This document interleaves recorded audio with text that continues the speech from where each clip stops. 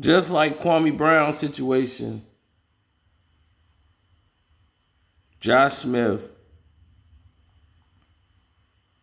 was faced with a very hostile situation when he was with the Clippers. Doc Rivers and Josh Smith didn't get along. He became the one to blame every time something went wrong. Doc knows if you are at superstar status, he can't talk to you a certain way. So he got to take his frustrations out another way. So it was always what Josh wasn't doing right, what Josh was doing wrong. And Josh would just take it because he was in a situation at that time where he's like, I just better keep my mouth shut. Sometimes he wasn't taking it, he wasn't having it, because for whatever the reason, he was getting a bad reputation, like being a team killer and all these. See, these coaches and assistant coaches, these are the ones that make the rules, and they're the ones that allow people to talk to people a certain way. And Doc got power. Doc is the GM. He was the president of basketball operations. He's the coach. He basically was running the Clippers. So what he say, go. So that gives a man a certain amount of ego while he out there. Now, he can't talk to Chris Paul that way. He can't talk to Blake Griffin that way. But to all y'all, he could talk to y'all that way. You ain't the Josh from Atlanta no more. You just another player almost on your way out. And that's how Doc gonna treat you. You gotta take the abuse for what somebody else did. We done seen this behavior before. But now we seeing it again from Doc. So it is what it is. It's nothing new to me. I've seen it. Like, I've seen Doc act in this way. So I go, oh, okay. Doc's playing the role again. But players now are just now speaking up because there are a lot of players that don't like coaches. Like, there's certain coaches they don't like. Mike Woodson was his assistant. So Mike Woodson would normally also, back the head coach.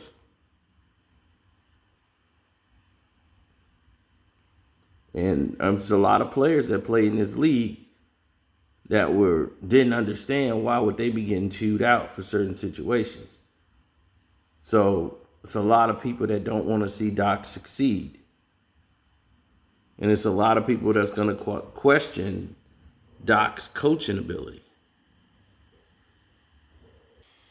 He only played with Doc for 32 games. He got traded there. It was a nightmare. And in 32 games, out of a long career, this was towards the end of his career. It was the first time he ever was averaging single digits. He was only playing maybe 14 minutes a game at that time. He only started in one game, and Doc it had an effect on him, man. He's been harboring this for a long time. They created narratives about him saying that, oh, he's smoking. He's a bad teammate. You don't want to have your players around him and all that. That affects people when they try to move from another team to another team. He got traded from Houston to the Clippers. And at the end of the season, he was right back in Houston. Hey, man, this one of my, I ain't gonna say a lot, man. Atlanta Hawks, y'all made my day tonight, man. You know what I'm saying? Y'all made my motherfucking day. Yeah, Doc, you got motherfuckers out here hoping you lose, and I'm one of them. I don't give a fuck about none of that shit. You know what I'm saying? Hats off to the Atlanta Hawks for making it to the Eastern Conference Finals in 6 years. Y'all got something special. Yeah, Doc Rivers. You talked all that shit about Paul George and how Tyronn Lue gonna have the same offers for that Shut your bum ass up, man. Yo, no in-game adjustments having ass, man. Start giving they real credit, man. That's why your bitch ass got that karma on your ass and you can't get past the second round, man.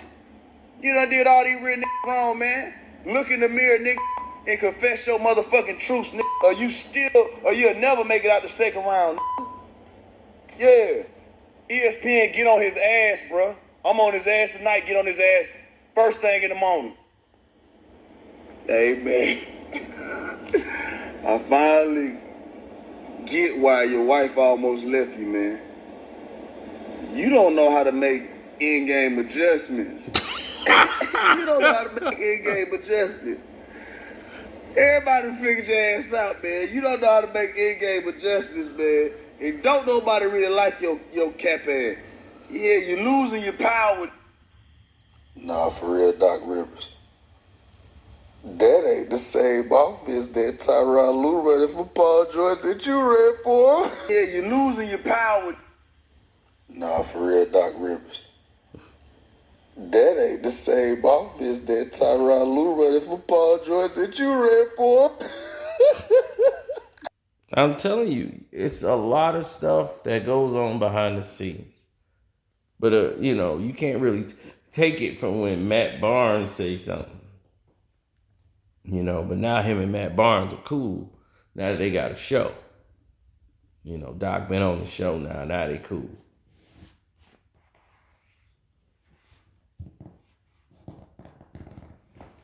See, Doc love to play the media game. And Doc knows how to control the media. Doc be, oh, no, we good. No, I don't know why he said that. But behind the scenes, Doc is, you mother-ucker. Yeah, you punk mother-ucker. Yeah, I would. Yeah, but then Doc get in front of the camera. And that doggone south side of Doc kick in, baby. That south side of Chicago kick in. Doc. And then somebody's in trouble. So they might not like the way Doc, his coaching style and all these different things. But this is a reason how Doc got in the position he got in. Doc has always played ball. Doc was a hothead on the court. He was somebody you couldn't punk. He was somebody that's no joke. So if you thinking about going up against somebody and you want to go up on their head or something,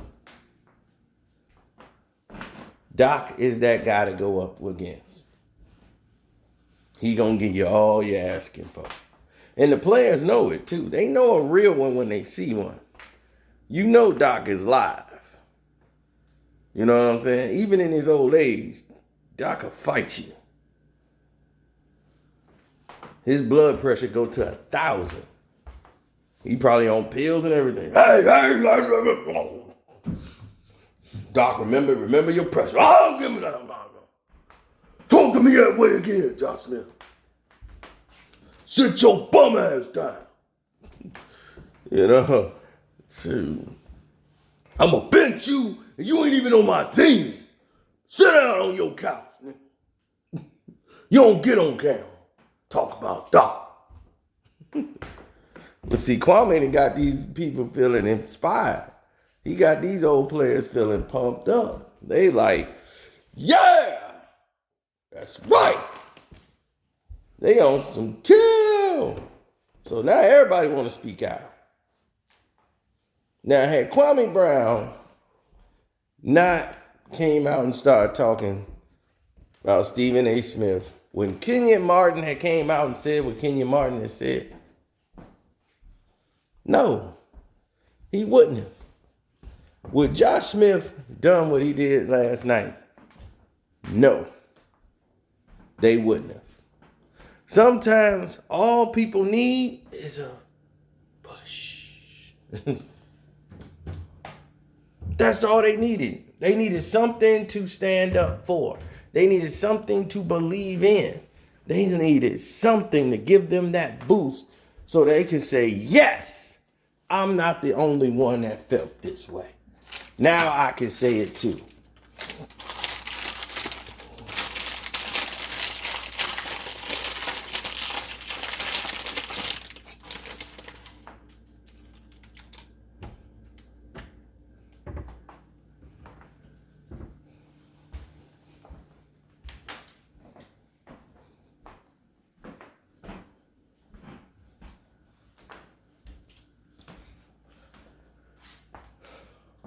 Man, it was nuts.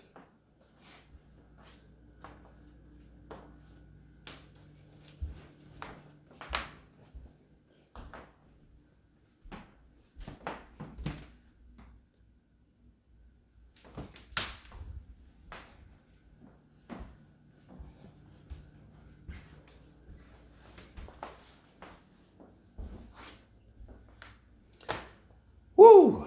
Take this time out to thank you guys for supporting the page, keeping everything moving strong. You guys have hit the Cash App up. You guys have done everything, and I appreciate it, man. And for the new people here who are just subscribing, thank you, welcome. Don't forget to check the timeline. And the Casino for Life Patreon has been just that. We've been getting hated on from all sides because of it.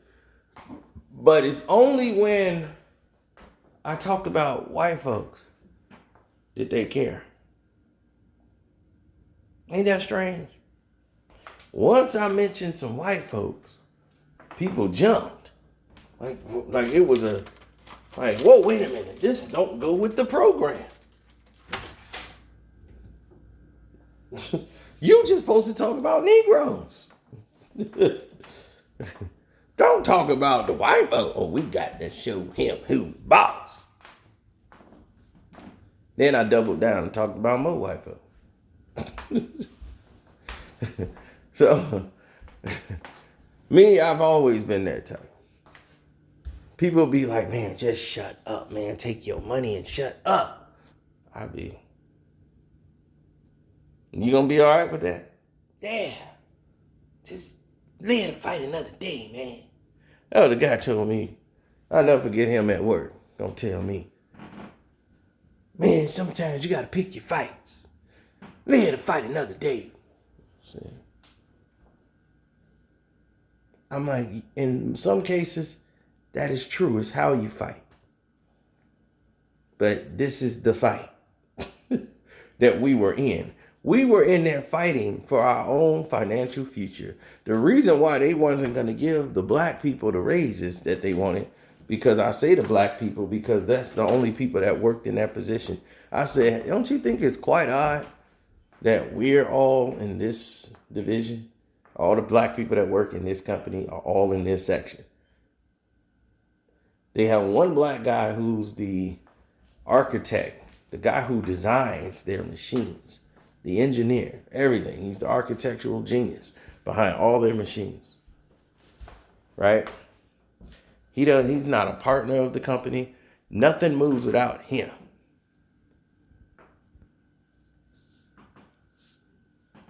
He got a nice, beautiful, half Polish and Danish wife. And she's a very nice lady. And this dude looked like, he looked like Miles Davis with a Jerry curl. Yeah, he about as black as Miles Davis.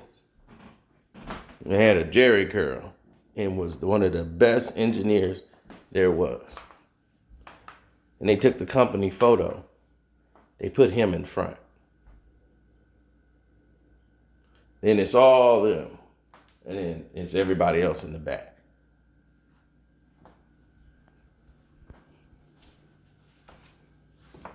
You believe that?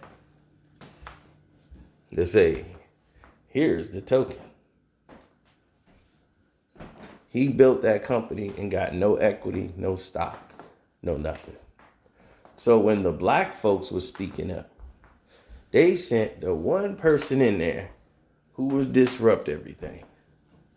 And it's always the black guy they talk to in any kind of certain way, because they already picked. There's some people they can talk to a certain way and some people they cannot. They had one time to do that with me because they assumed I was that person because I was nice, I smile, I get along with people, I hey, laugh and joke. So they figure, yeah, he's the good guy we can use as the one to get everybody else in line. Nah, ain't gonna work that way, bro. See, in order for you to move up into upper management or to exceed in these companies, as you can see, the National Basketball Association is a company. So Josh Smith and all them, this is a company. You guys are employees, and that's the front office. And it's the same thing. There's people you can talk to, and there's people you can't.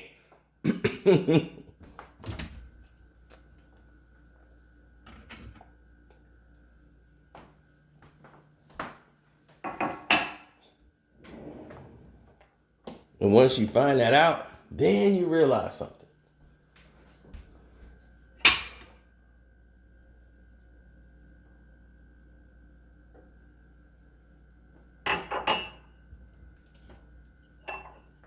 You're recognizing something. You're realizing something.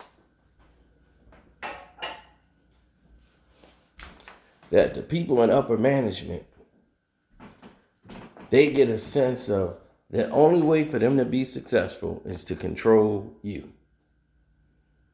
All right? They have a certain code of standards. And there's nothing you're going to do to ascend to that point. Unless you're willing to play ball. And that's what Doc did to stay out in the coaching game, in the circles. He's corporate, he's management. See, you cannot have that position and be a player's coach. Like, he's for the players. No, he's not. To be in that position, you have to make a choice. There is no back and forth. You either with the company or you with the employees. Now, which one you gonna be? Now, there's some head coaches that they consider player coaches, but they don't consider them part of the organization, like part of the whole company. They like, okay, he's chose to rep the players.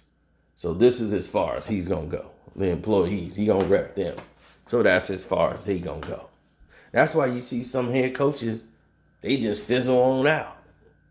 Or they become assistant coaches. They can no longer get head coaching jobs. Why is that? Because you have a choice to make. And there is no, I'm going to be in the middle.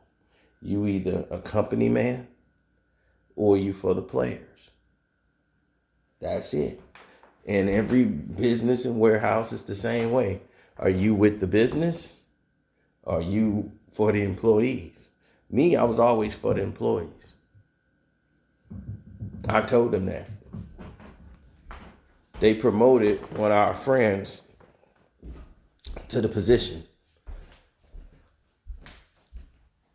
White guy, very nice guy.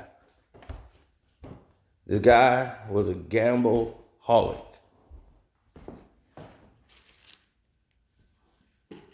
Dude lost his whole house gambling. Nigga gambled away his house. I didn't even know you could do that. Like, they came and took the keys. The casino took the keys, the deed. He was signing over papers. Lost a house gambling. This dude would go out from the moment we got off work, gamble all night, and come back home. Come back to work. Don't even go home. Come back to work the same day in the same uniform. He barely even went to sleep. And he would do it every night. He was losing $4,000 a day. $4,000 a day he was losing.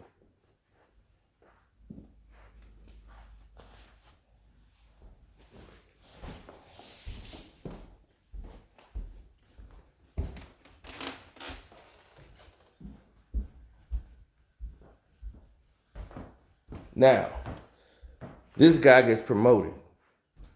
He gets married, loses a bunch of weight, and gets promoted. All right, we was proud of him. He was proud. He got a new wife. They got a new life. He don't gamble no more. And all of a sudden, she's pregnant, new child on the way. They give him a promotion.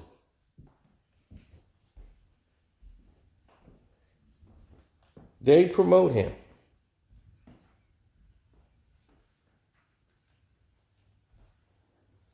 He gets the job. All his buddies are proud of him. They threw him a party and everything. And he was all like, hey, thanks, man. I changed my life around. Everything. Then he's hanging out with corporate. It's like, okay, that's part of his job. You know, you got to go with them. Next thing you know, he's going everywhere with corporate. Corporate. Okay.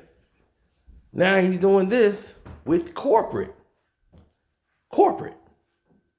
All that he's doing is with the front office. He has not once checked in with anybody. He hadn't done any of the things that he needed to do to be successful. Not in this business, in my opinion. He was setting himself up to, I'm going to be in charge. I got this job now. Then what happened? Soon as he got married, the wife stopped sleeping with him. She wouldn't give him sex no more.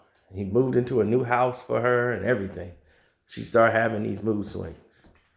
They met in AA. He was in there for gambling. She was in there for a whole bunch of other stuff. She had drinking problems. She had all kind of problems, crazy psychotic episodes. Her medical history wasn't good. And here she is raising a child. So now she wants a divorce after she gets the house and everything. So now he's going through it all. But now he don't have his friends to turn to no more because he turned his back on most of them for his corporate guys. So his corporate guys get him divorce lawyers and everything else. Then he basically didn't even want visitation rights. Then years go by. I don't even work there anymore. Years go by. I came back to see people. And I'm like, hey, and they making it look like I want to come back to work there. Why? Why would I do that? So I come in there and I'm like meeting everybody and seeing people I haven't seen in years, man. So after I, say my hellos to everybody, I see him. He's riding on the car. You're not supposed to be here right now. I'm like, I know it's lunchtime. That's why I'm here. Because I know what time it is. I used to work here, man. And you used to be cool. Don't know what happened to you, man. So anyway, none of those people, them corporate people, was there when he was going through his problems. The wife ended up getting put in a mental hospital. And they told him years later, his daughter was like 10 or 11 probably at that time. And they told him, like, here's your daughter. You want to, take custody of her. And the daughter was like, hell no. I'm not going with him. I am not going with him. So he just like, screw it. Let her go in the system. And he just let his daughter go in the system. So the daughter was mad that he just didn't even put up a fight and just left her with a psychotic mom. And her life was hell for 10 years growing up with a psycho mom. Before her mother was mentally committed to a hospital. So then here he comes, they trying to put her back with him. She was like, no, never. So you can't say that's company's fault, but hey, He has a bunch of bad luck once he started going with the corporate. But I chose the people. I was like, I'm always choose the people because the people is what make the company go. Now, because I choose the people don't mean I'm going to sit there and let people lax on the job or do whatever. I mean, no. That ain't what that means. That don't mean it's party time and let's lounge and do half-ass work. That's not the standard. Stop being the stereotype because you mess it up for the next 300, 400 other brothers that got to follow you. They always give you a bad reputation. Blacks don't do no work. They lazy. We already got this stigma on us. They want to hire the Hispanic. Oh, Hispanic, man, they gonna do they work. And only Hispanics will tell you right away, like, that's some bull. That's a crazy stereotype. Like they taking credit off Hispanics that do work. Well, they got some lazy ass Hispanic. I've seen them. I was the assistant manager. And I tell you, and I was telling y'all out there, and all these people agree, Hispanics have a bad problem dealing with African Americans being in charge of anything. They don't like to take orders. But if the boss is white, they line up in attention. All right, boss. All right, F.A. I'd be like, what? So you got to nip that in the bud on day one. Nip that in the bud on day one. Because you're going to get those honorary type. But no, they play the role. They come in, I do any job, I do anything. Then they work real hard for about 4 weeks, 5 weeks. Then they become full-time, get their full-time. Then now they want to tell you what jobs they can't do. Nah, I don't want to do that. Give that to him. I'm be like, well, hold on. First off, you are not my boss. You can't tell anybody to give something to me. And I've been here longer than you, buddy. I have seniority. I'm like, dude, you've been here less than a year. Talking about, give that to me. Like, I don't want to do that one. Give that to him. What the hell you mean, give it to me? So, yeah, we had some bumps in the road, but you got to check it right at the door.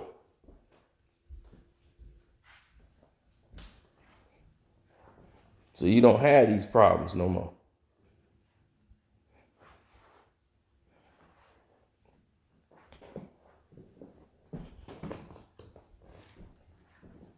What's up, Juan? I saw a couple of your videos. Your Facebook posts in my message. I think I responded to it. Hope y'all doing all right. I think you're in Texas now, if I'm not mistaken. I could be wrong. Hope you and the family doing well. All your children doing good. Happy Father's Day to you and everybody else out there. And getting my miles on walking through the house. But it's time for me to get up and out. We'll talk later because we got a lot to talk about.